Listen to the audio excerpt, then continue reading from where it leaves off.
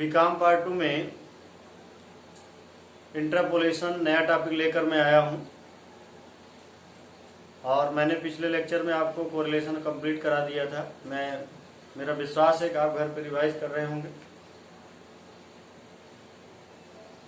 और मैं बार बार आपसे कहता हूं, अभी तो मैं घर से सब वीडियो बना के आपको भेज रहा हूं, डाल रहा हूं, अपलोड कर रहा हूं, लेकिन जैसे ही आपका एग्जाम क्लियर हो जाता है, डिसीजन आ जाता है कि क्या होगा, एग्जाम होगा, प्रमोशन होगा, क्या भी होगा, कैसे होगी, यूनिवर्सिटी वाले तो रोज कंफ्यूज ही कर देते हैं बच्चों को। जैसे ही आपका एग्जाम क्लियर हो जाता है उसके बाद मैं आपको, ये स्थिति अगर नॉर्मल नहीं होती है तो अपनी पूरी कोचिंग को विथ कंप्यूटराइज कोचिंग करा करके वहीं से लाइव हो करके रेगुलर आपकी क्लास में लेता रहूँगा। बीकॉम पार्ट 2 में नए टॉपिक में मैं इंटरपोलेशन पढ़ाने चल रहा हूँ। आपको मैंने बताया था कि इंटरपोलेशन जो शब्द है, जो टर्म है, ये दो टर्म से बना है। It is combination of two words, intra plus polation. आपको बताया था इंट्रा प्लस पोलेशन। इंट्रा का मतलब होता है इंटरनल,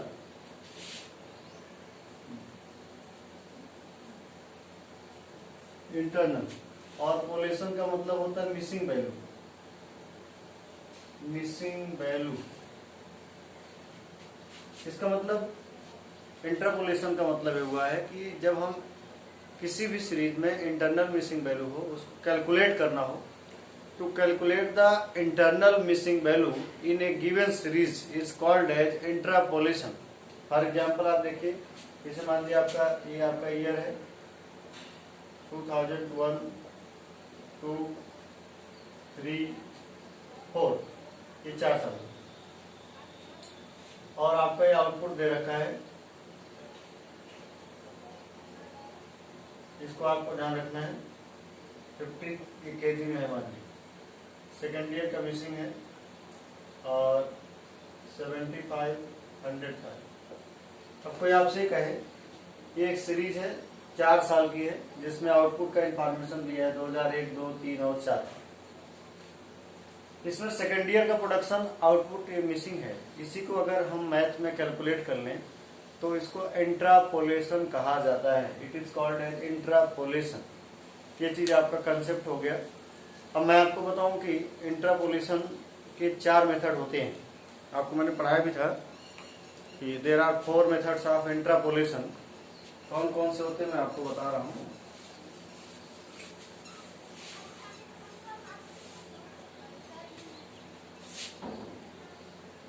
मेथड्स ऑफ इंट्रापोलेशन।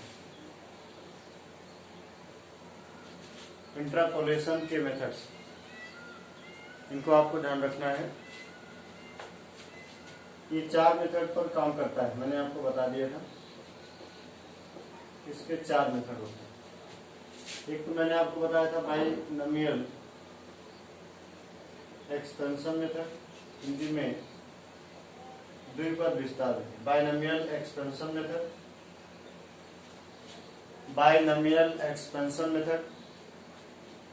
दूसरा न्यूटन एडवांस मेथड।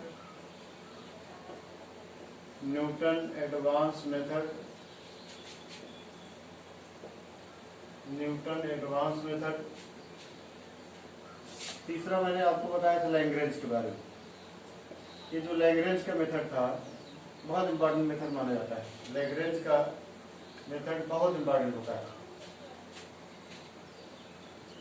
और लास्ट में जिसको मैं बोलता हूँ फिजिक्स केमिस्ट्री मैथ, या शॉर्टली सिंपली आप जानते हैं, इसको बोलते हैं पैराबोलिक कर्व मेथड। ये 4 मेथड हैं, इनको हमको पढ़ना है।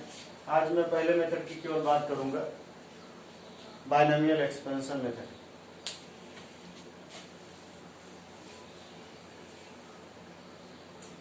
बाइनोमियल एक्सपेंशन मेथड मैंने आपको बताया था जब मैंने शुरुआत किया था इंट्रोडक्शन लेक्चर इसका, तो मैंने आपको बताया था बाइनोमियल एक्सपेंशन मेथड को न्यूटन साहब ने ही दिया था। इसको भी न्यूटन साहब ने ही दिया था, मैंने आपको पढ़ाया था, आप जानते हैं। और इसका एप्लीकेशन की बात आपको ध्यान रखना है। This concept was given by Newton. Newton ने ही इस कंसेप्ट को दिया था। न्यूटन और फिजिक्स वाले नहीं, मैथ के अलग थे, मैथ स्टैट्स में। इस concept was given by Newton. इसका एप्लीकेशन कब होता है? अगर कोई आपसे पूछे कि इस मेथड का एप्लीकेशन, सबसे इंपॉर्टेंट चीज तो यही है जानना कि कौन सा मेथड कब, अगर एक बच्चा नहीं जानता एग्जाम में कि कौन सा मेथड कब अप्लाई होगा तो वो क्वेश्चन नहीं कर सकता है। सबसे इम्पॉर्टेंट बात यही है कि हमको ये जान लेना कि कौन सा मेथड कब यूज होगा। जिसके पहला मैं मेथड बता रहा हूँ, बाइनोमियल एक्सपेंशन मेथड। इसमें आपको ध्यान रखना है, इस मेथड का एप्लीकेशन ये होता है कि दोनों बातें होती हैं। जो यहाँ पर बताया था कि इन्होंने कहा कि x के बीच का डिफरेंस हमेशा, डिफरेंस बिटवीन x के बीच का डिफरेंस हमेशा इक्वल होता है, ये आप जानते हैं। और जो y सीरीज होती है, दो सीरीज होती है, एक x दूसरा y, x के बीच का डिफरेंस हमेशा इक्वल हो। और y मतलब जहां पर वैल्यू इंटरपोलेट करना है, इंटरपोलेट करना है, तो यहाँ पर y ध्यान रखना है, यहीं से पता करना है कि न्यूटन का एडवांस लगेगा, न्यूटन एडवांस मेथड यूज होगा कि आपका बाइनोमियल एक्सपेंशन। इंटरपोलेटेड ईयर यहाँ जो है वो फिक्स होता है कि ये सीरीज के अंदर से ही होगा, सीरीज के अंदर से ही होता है, सीरीज में से ही होता है। जैसे समझ लीजिए आप कि ये आपका ईयर है 2001, 2002, 2003, 2004, 2005 ये, और आपका आउटपुट दिया है। फर्क समझ लीजिएगा, x के बीच का, इसको आप x मानेंगे और इसको y मानेंगे। x के बीच का डिफरेंस इक्वल दिख रहा है और यहाँ ये भी फिक्स रहता है। इसे यहाँ पर आउटपुट निकालना है 50, 80 मिसिंग है, 110, 200। तो आपको एकदम कंफर्म है कि 2003 का ही मिसिंग वैल्यू निकालना है। बाइनोमियल एक्सपेंशन मेथड में 100% क्लियर रहता है कि किस ईयर का, और वो ईयर सीरीज के अंदर से ही रहता है या सीरीज से जुड़ता है, सीरीज के बाहर से उसका मतलब नहीं। लेकिन यहीं पर अगर आपको 2000, यहीं पर आपको इसके बाद की बात करना हो, 2006 की, 2007 की, 8 की, तो एक्स्ट्रापोलेशन होता है। तो वहां पर आप क्या निकाल सकते हैं, किस ईयर की वैल्यू आप निकालेंगे, उस ईयर की वैल्यू आप जो निकालेंगे उस लेंथ आपका एडवांस मेथड में आ सकता है। यानी आप ये कह सकते हैं कि जब सीरीज में उस ईयर का इंटरपोलेट करना हो, उस मिसिंग वैल्यू निकालना हो, जो ईयर हमको पता है, ये बात। अभी यहीं पर 2000 का निकालना हो, 2000 का, 99 का निकालना हो, तो यहाँ पर एक बाइनोमियल एक्सपेंशन फेल हो जाएगा। तो आपको 100% न्यूटन एडवांस मेथड लगाना पड़ेगा। तो ये आपकी पहचान है कि ईयर्स के बीच डिफरेंस इक्वल रहता है और इंटरपोलेटेड ईयर ये सीरीज के अंदर से ही रहता है, फिक्स होता है। इसको आपको ध्यान रखना है, मैंने आपको बताया था। अब आपको ये पता करना है कि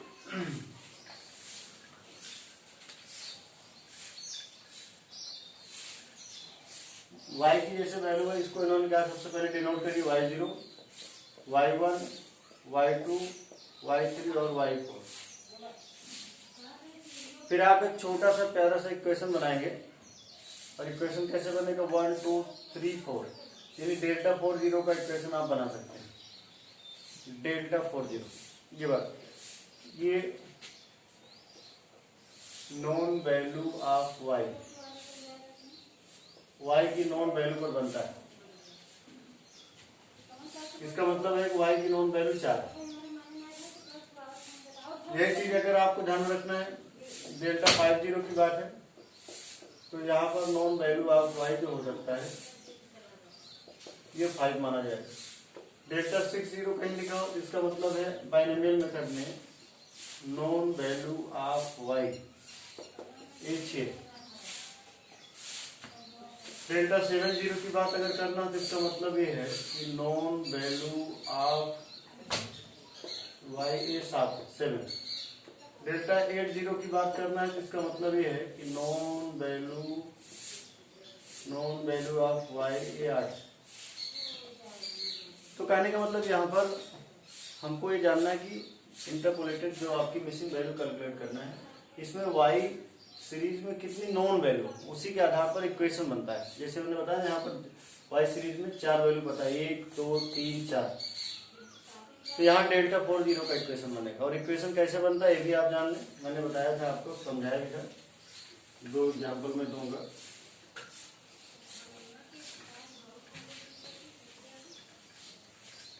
जैसे सपोज करिए आपको डेल्टा 40 का इक्वेशन बनाना है, तो डेल्टा 40 का मतलब ये होगा y4। पहले एक छोटा सा इक्वेशन बना लेंगे, ये साइन प्लस ये फिर माइनस हो जाएगी, y3 plus y2 descending order minus y1 plus y0 is equal to 0। ये लगातार डिसेंडिंग ऑर्डर में होगा। y4 क्योंकि डेल्टा 4 था इसलिए y की 4 वैल्यू, फिर y3 y2 y1 y0 is equal to 0, एक इक्वेशन बनता है।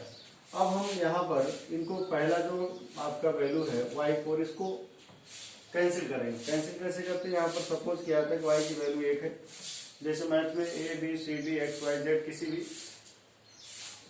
वर्ड की जो वैल्यू होती है वो एक ही मान लेते हैं, x is equal to 1, y is equal to 1, a is equal to 1, b is equal to 1, e। तो y4 को जब आप कैंसिल करेंगे तो y4 का मतलब हो जाएगा, y4 का कैंसिल करना है, इज इक्वल टू y का मतलब होगा 1 और 4 की वैल्यू 4। ये फर्स्ट आइटम है, ये पहला item divided by 1 is equal to 4 हो जाएगा। अब 4 आप यहाँ लिख देते हैं, देखिए ये 4 आ गए। ये 4 कैसे आया, y4 से, y की वैल्यू 1 है, 4 की वैल्यू 4 है, 1 into 4 upon 1 is equal to 4। Second item 4y3 बन गया। जैसे जैसे चीजें बनती जाएगी वैसे वैसे हमको तोड़ना पड़ेगा। ये पहला आइटम। दूसरा आपको तोड़ना है 4y3, तो 4 की वैल्यू 4 होगी, y की वैल्यू 1 होगी, 3 की वैल्यू 3 होगी, 4 की वैल्यू तो 4 रहेगी, y की वैल्यू 1 आपने लिया है, अब 3 की वैल्यू 3 रहेगी। ये सेकेंड आइटम डिवाइडेड बाई 2, ये आपका कैंसिल हो जाएगा और आ जाएगा 6। यहाँ बन गया 6y2। इसी तरीके से थर्ड वैल्यू आएगी। अब 6y2 को तोड़ना है। 6y2 को जब आप तोड़ेंगे तो 6 की वैल्यू 6, 1 की वैल्यू 1, 2 की वैल्यू 2 अपॉन ये third item divided by third, ये नहीं 4 आ जाएगी। यहाँ आप लिख सकते हैं 4y1। और जब फोर्थ वैल्यू इसको आपको तोड़ना होगा, लास्ट वाली वैल्यू को 4y1 पे, तो देखिए क्या इक्वेशन बनेगा, 4 into y into 1 upon 4, 4 4 cancel होगा, 1 बच जाएगा। यहाँ आप लिख सकते हैं 1 इंटू वाई 0। इसका मतलब ये हुआ कि आपका एक इक्वेशन तैयार हो गया।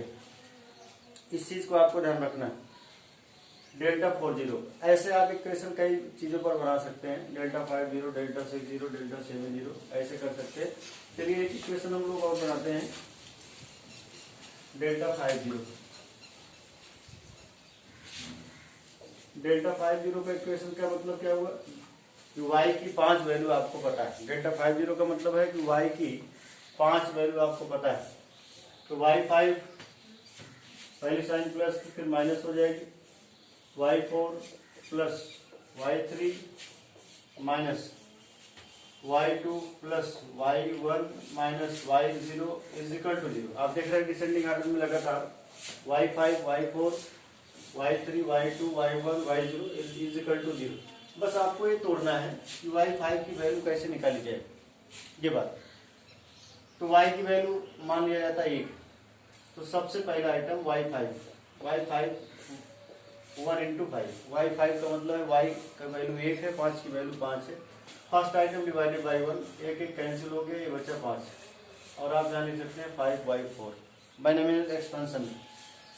5y4 को जब तोड़ा जाएगा, मैं रिवीजन क्लास में बता रहा हूँ क्योंकि रिवीजन क्लास थोड़ा सा स्पीडली मैं पढ़ाता हूँ। दूसरी चीज सभी लेक्चर आप पढ़ें कि और नोट्स रिवाइज करते जाएं। 5y4 ये सेकंड, 5 की वैल्यू 5, y की वैल्यू 1 और 4 की वैल्यू 4। ये सेकंड आइटम है डिवाइडेड बाई 2। यानी ये आ जाएगा 10 और आप यहाँ लिख देंगे 10y3। देखिए फार्मूला कैसे पैदा होता है मैथ में बार बार आपको बताता रहता हूँ। फिर तीसरी वैल्यू आपकी होगी 10y3। इसको कैसे करेंगे, 10 की वैल्यू 10, y की वैल्यू 1, 3 की वैल्यू 3 डिवाइडेड बाई 3 क्योंकि थर्ड होगी, यानी ये 10 आ गया। और इस 10 को फिर आपने यहाँ लिख दिया, इसको आपको ध्यान रखना।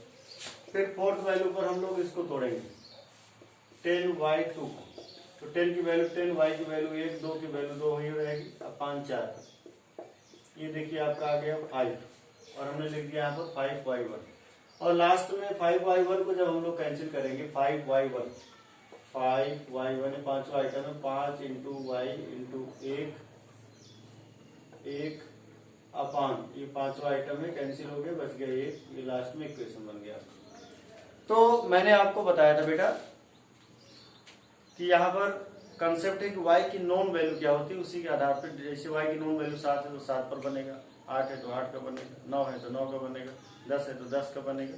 अब मैं आपको होमवर्क देता हूँ क्योंकि इसमें आपको प्रैक्टिस जरूरी है, तभी इक्वेशन क्लियर होगा। फिर से आप जान लें बाइनोमियल एक्सपेंशन मेथड यूज कब होता है, जब हमारी जो मिसिंग वैल्यू हो वो सीरीज के अंदर से किसी न किसी ईयर से जुड़ी हो। लेकिन मिसिंग वैल्यू अगर सीरीज के अंदर से किसी न किसी ईयर से ना जुड़ करके किसी और ईयर से जुड़ जाएगा, उसके दाएं बाएं किसी ईयर से जुड़ जाए, तो आप 100% न्यूटन एडवांस मेथड लगाएंगे। लेकिन अगर वही मिसिंग वैल्यू सीरीज के अंदर किसी ईयर से जुड़ी होगी, तो आपको 100% ये मान के चलना है कि आपको बाइनोमियल एक्सपेंशन मेथड यूज करना है। अब हम आपको होमवर्क दे रहे हैं कि आप इक्वेशन बनाएंगे। इक्वेशन आपका ये होमवर्क में रहेगा, डेल्टा 80 का, डेल्टा 90 का, डेल्टा 70, इसका आप इक्वेशन बना के दिखाएं। अगला वीडियो हम कल अपलोड करेंगे। जय हिंद, जय भारत।